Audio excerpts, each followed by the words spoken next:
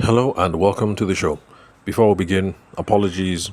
Apart from the usual noise outside, that is the cars driving by the road, you're going to hear some generator noise, and that's because, as at the time of this recording, in my estate, we had the usual transformer issues. As soon as we sorted that out for one night, then there was the labor strike, and effectively the whole country was in a total blackout. And when I say total, I mean total, like 100%. Everybody no power for roughly about 2.5 days. So we're kind of in the throes of recovering from all that, and so that's why there's generator noise everywhere. Now, let's see. Okay, so the question that we're going to look at today is how to build a sales strategy that you can execute on a shoestring. In other words, we're going to answer the question: does sales have to be expensive, or do sales and marketing activities do they all have to be expensive? And the answer is a capital N and O: no. However, all sales and marketing efforts have a cost associated with them. Please get what I'm trying to hint at. Sales and marketing, does it have to be expensive? No. But that doesn't mean that sales and marketing will be free, because you're going to see lots of stuff on the interwebs, people saying do these free marketing tactics, do these free sales, blah blah blah blah blah. There's no such thing as free. Everything that you're going to do, sales and marketing related, is going to have a cost associated with it. It is either going to cost you time or it is going to cost you money. There's nothing that is free. So for those of you running around looking for free this, free that, perish the thought. If it's sales and marketing related, I can't speak of any other aspect of business, but if it's sales and marketing related, it's either going to cost you time or it's going to cost you money. And you are going to spend the one that you have excess of. Because the problem with all this free stuff that people are promoting to you is you start off and yeah, it's free, but it requires a lot of effort. And then after a while, you get tired. It's like people who are tired of playing the organic social media game. Organic social media is free, as in no money, but you have to spend a whole lot of time to get things going. So, if you are listening to this episode because you think there's going to be some easy thing that you can apply, I'm sorry, that doesn't exist. You will either spend time or you will spend money. My advice is to start with the one that you have in excess. So if you have excess moolah, if you have lots of money right now, then use sales and marketing tactics like advertising, which is essentially paying for your messaging and your content to reach the widest audience possible or the most qualified audience possible. So that is advertising. If you have tons of money, by all means, start off with advertising. Also, use money for merchandising. Merchandising, summary, my own rough and ready definition, is just paying for stuff to look good, paying for stuff to look high end, polished branding, everything. Like if you set up your office or your studio, back to my wedding photography days, you stepped into my studio. I had the wall length mirror. I had the wooden paneling, my nice wooden desk with what's it called, a bookshelf built into it. My wife came up with a really cool design. I had my plush carpets, nice unit to keep the whole place cool. You understand all that easy. What we Nigerians like to call packaging, especially Yoruba people. You say package yourself. So merchandising equals packaging in the Nigerian context. So if you have tons of money, yes, these are the things that you should do. Pay for advertising, pay for merchandising, branding, packaging, everything. However, even if you have tons of money, as in you've raised lots of money, or you have investors or whatever, when it comes to the content game, still, I would advise that you produce organic content first so that you can get a general idea of what's working in the market before you throw money behind it. Because one of the difficulties of having tons of money and starting the game with plenty of money is that sometimes you throw money behind things that are not going to work. How you can figure out what is going to work is if you do some organic stuff first and see the kind of engagement that comes from that. And then that's what's going to tell you that, oh, okay, you know what, let me throw some money behind it. I was having conversations with someone, didn't end up working with the guy. That was a fellow who was doing male sexual enhancement products. We didn't end up working together. And I was putting money behind promoting perfectly crafted comedy skits. And the skits were not bad, they were good. But the thing is, if you're trying to promote skits But right now, it's looking as if natural, unscripted, authentic Instagram reels are the things that are popping off. Like that's what's gaining traction. Then really, you're just wasting your money. So in my own opinion, I'll say like if you're in that kind of situation, create your skits and then create your reels. Then put them out organically. See what happens. If it looks like the skits are popping off, then throw advertising money behind the skits. If it looks like reels are popping off, then throw money behind the reels. Or you can use the feedback to see which kind of content is getting the highest organic engagement. And that will not tell you what kind of advertising to create. Should I create advertising that looks like it's natural, unscripted, authentic, natural point of view, simple camera phone kind of thing? Or should I should it be a high-end, properly produced skit? So if you got money, that's my approach. Do the organic thing. Let organic give you a sense of what is popping off, what is working. Then you know what to throw money behind. So if you're broke and you have a lot of time on your hands, you're going to need a lot of body contact. Now, when I say body contact, I don't mean that kind of contact for those of you who need Jesus.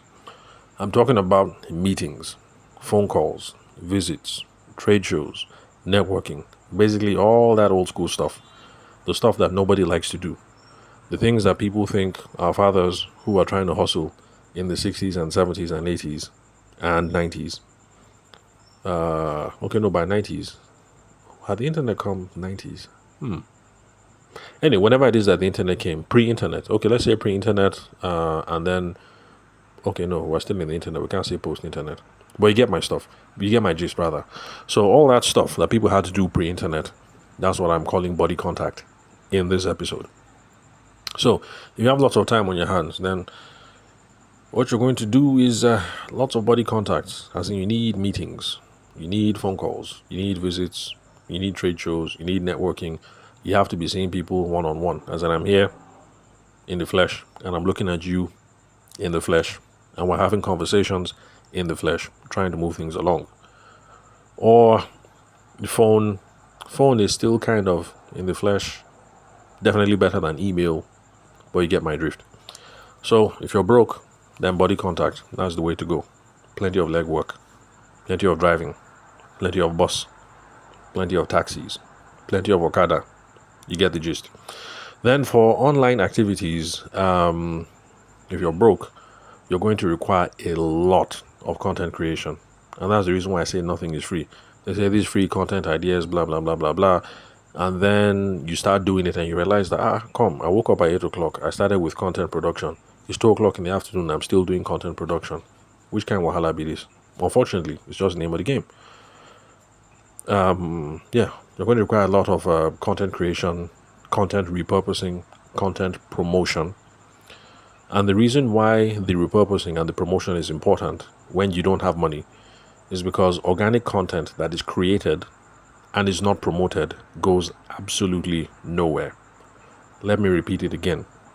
It doesn't matter how solid your videos are, your text, your reels, your whatever. If you create organic content and it is not promoted, it is going to go absolutely nowhere. If you are on discovery platforms like TikTok, then you stand a chance. The philosophy behind TikTok is these platforms that they call discovery platforms. The philosophy is slightly different. The algorithms there are trying to show up whatever seems interesting. It doesn't matter how much traction it may have gotten in the past, but it's just trying to put up interesting stuff now. If people seem to love it, then the algorithm is going to promote it more. But for other things, Facebook, Instagram, LinkedIn, things like that, platforms that are not discovery, then you actually have to promote, because good stuff that is not promoted will go nowhere. And the example that those of you will know who've been listening to the podcast for a while, you guys know that in the first 3 years, my total downloads were at about 5K. Now, currently, I'm at almost 15K. But you guys know that me doubling my audience really was in the first 6 months of last year, kind of, when I started promoting really aggressively. So most of you who love the show, actually, let's say 80% or 90% of you who love the show, actually, you guys are just newcomers. I've been here for a while. doing this podcast for, I'll say maybe like 4 years now, maybe slightly more. So those of you who actually love the show and you guys have been growing my base. Actually, you are the new cats. The OGs have been here since Good Luck Jonathan era. So yeah, so my own case is a pretty good example of what it is that I'm talking about. For the first 3 years, I just made the podcast and I put it up. My idea was like, anybody that will discover, let them discover. But unfortunately, what that gets is after 3 years, 5,000 downloads. But then one day, I wake up, wise up, start doing the work. Within 6 months, I double. And currently, I'm at 15K. So that's the proof. So you can't argue with that. Create good stuff, but then you have to have a content for distribution. So you need to have a strategy for distribution and promotion. How was I promoting? Promotion doesn't have to be complicated. I was mostly sharing the links on LinkedIn. I also did some link sharing on Facebook, on Instagram, on Twitter, on Threads, and on YouTube. But after a while, I was like, man, this is too much work for my temperament because I don't mind hard work, but I won't lie, I was kind of stretched. So most of my podcast growth, as impressive as it seems, has come from sharing mostly on two places, WhatsApp and LinkedIn. So I share on LinkedIn, I share on WhatsApp, and that's it. Once in a while, I lose myself, I forget, and I try sharing again on Facebook and Threads and YouTube, and then I remember that, oh, okay, there's a reason why I stopped this. So, and then I stop again. So I've been focusing mostly on two platforms. So for those people who say focus on specific platforms to get growth, they actually do have a point there because I've seen it happen. That once I narrowed down to only WhatsApp and LinkedIn, because that's where I was seeing the best amount of traction, I actually made progress. So let's look at a case study now, and I'm going to look for the most obscure business that I can find, that I can think of as a Nigerian. Let's look for a case study about how to grow sales and marketing on a budget. And what I'm going to pick is those of you who are artists, pottery people, clay people, because there's someone right now who does clay pottery kind of products. They sell the clay, and it's about 3,500 naira a pop. And so for someone in that situation who has plenty of money, like I said at the top of the episode, go into your merchandising and your branding. So get the right look, get the right feel of the product, get your packaging right, set up the website, go and pay boys or girls that are good with design, the Instagram, your website, everything. And then just start running advertising on the Meta Suite. That's on Facebook and Instagram, and also on Google. Make sure you target schools and parents who have little children. And that's how you're going to get traction pretty quickly if you have money. But if you don't have money, remember what I said, body contact. The good kind, not the bad kind. Don't be promiscuous. So, body contact. Start attending book fairs, education fairs, get an affordable booth, run demos for free, do free classes, but get people to contribute something for the clay. Talk to school principals and art teachers about how you can expand the art curriculum, some extracurricular activities, propose fun activities in school or in church, engage in community building online. You're doing all of these activities, and bottom line is you're trying to sell your clay. But make sure that you promote yourself and your products doing all this legwork, because I know someone who is doing it right now. Okay, well, I don't know the person because I've not seen the guy or the girl. I don't even know if it's a guy or a girl. And that's because there's someone who's currently doing the rounds, and the person has hit my son's school. And it's a very smart move, not a bad idea. You're trying to sell your product, you're inside the schools. I mean, that's good, especially since in Abuja, schools can have, I don't know, let me say 30 children per class. If there are like 10 children in each arm, that is 300. Then plus secondary school, that is 300. 10 arms would be 3,000. Okay, well, let me just leave it at that. So you can have about 3,000 kids per school. So that kind of legwork is not a bad idea. But my son's clay arrived, and the thing is, I have no idea who the artist is. So the only profit that this artist is going to make, or this entrepreneur is going to make, is the 3,005 that each parent has paid. But there's no future possibility. There's no possibility for future sales or classes. So this guy or this girl should have included flyers to send home to the parents so that at least the parent know who it is, who to call later on to say, oh, my son loved this clay thing, my daughter loved this clay thing, how much for classes, or do you have clay in red or in green or whatever. So you could have sent home flyers. The person could have packaged the clay better, fancy packaging that has your contact details on it, or they could have sent home offers for the kids to give to the parents so the parents can have a look at. Maybe there are classes for adults because adults can do this thing as team bonding activities and stuff like that. So you get the whole gist. So you can do money, the whole advertising and merchandising thing, or you can do plenty of legwork like this person has done. Now, is this actually a business? The answer is yes.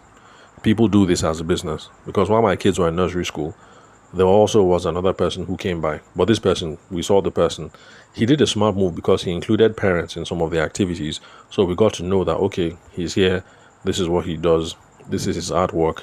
If you want to do bonding activities in the office, these are the packages, stuff like that. So this person was more strategic about it. But actually, yes, it is a business that people do. And that's one of the things I like to do here on the podcast, to show you guys the different shades of entrepreneurial activity that goes on in this country. So it's not just wedding photographers and people in the fintech space. There's all kinds of things in between. And this is also another one of those interesting businesses. So, 16 minutes, let me stop here. Tomorrow, we're going to look at popular perspectives online on how to tackle this problem of selling while you're broke. So today was me just freestyling on the matter. Tomorrow, I will look at what the pundits on the interwebs tell you guys to do, and we'll try and look at all those things from a uniquely sales and business development perspective. So that's all for today, folks. Thank you very much for listening. Please connect with me on WhatsApp. The number is 080-6466-2140, and the country code is +234. Then connect with me on LinkedIn. My name is Tavishima Ayede. I'm the host of the show, and you can confirm the spelling of my name and my email address from the link where you're currently listening to this episode. Thank you very much for your time and attention. I'll catch you guys at the next episode.